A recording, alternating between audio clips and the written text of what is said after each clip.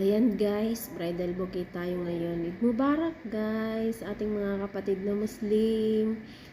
Merong customer na tumawag, nagmamadali, gusto niya ng bridal bouquet. Hindi ko alam kung bakit madaling-madali siya.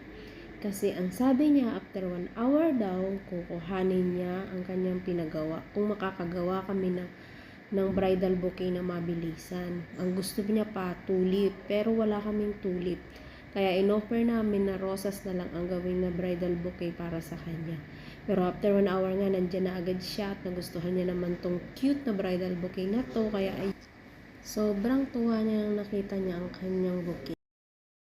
Sa mga nagmamadaling magpakasal dyan, baka gusto niyo magpagawa ng bridal bouquet, nandito lang kami. Magpagawa na kayo, mag-message na kayo sa akin guys. Gagawa ko kayo ng kahit anong gusto niyo, bridal bouquet. Cute siya kahit rosas lang. Kasi para siyang naka-gown. Lagyan namin ng cover sa baba.